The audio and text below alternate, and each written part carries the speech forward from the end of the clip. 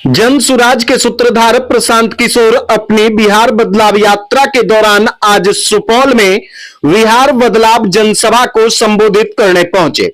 राघोपुर में जनसभा को संबोधित करने के बाद पत्रकारों से बातचीत करते हुए उन्होंने पटना में विधानसभा घेराव के बाद हुई एफआईआर को लेकर कहा कि हम बिहार की गरीब जनता की आवाज उठाने के लिए गए थे। इसके लिए एक के बदले 10 एफआईआर हो जाए, इससे हमें कोई चिंता नहीं है। उन्होंने बताया कि बिहार के 94 लाख गरीब परिवारों के साथ धोखा हुआ है। तेजस्वी यादव के साथ जब सरकार थे तभी नीतीश कुमार ने जातीय जनगणना के बाद विधानसभा में यह बात कही थी। सभी गरीब परिवारों को 2-2 लाख रुपए की आर्थिक सहायता देना था, जो आज तक नहीं मिला। 20 साल से कह रहे हैं कि दलित अति पिछड़ा समाज को घर बनाने के लिए 3 डिसमिल जमीन देंगे और आज तक सिर्फ 1.25 लाख परिवार को ही मिल सका है।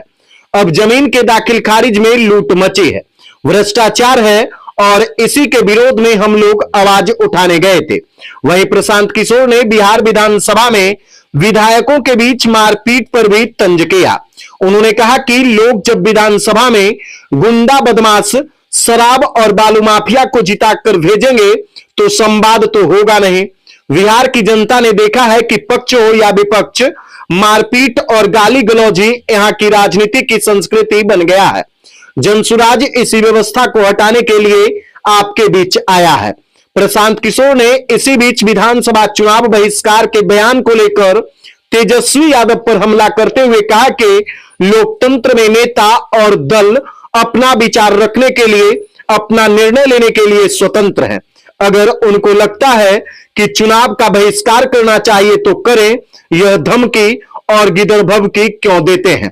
बहिष्कार कर दें, यह उनका निर्णय है।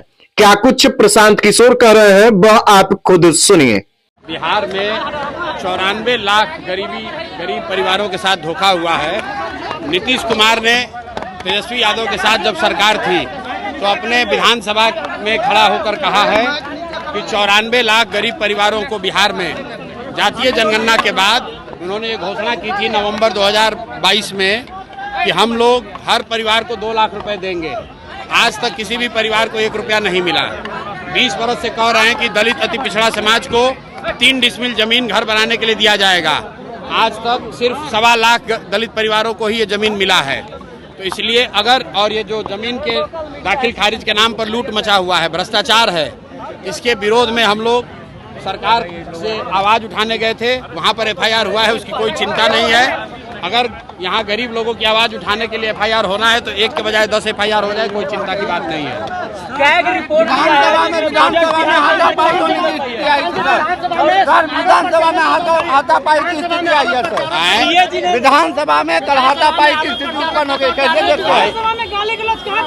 विधानसभा में अगर आप बालू माफिया, शराब माफिया, गुंडा बदमाश को जिताकर भेजिएगा तो विधानसभा में मारपीट नहीं होगा, तो वहाँ पर कोई संवाद तो होने वाला है नहीं।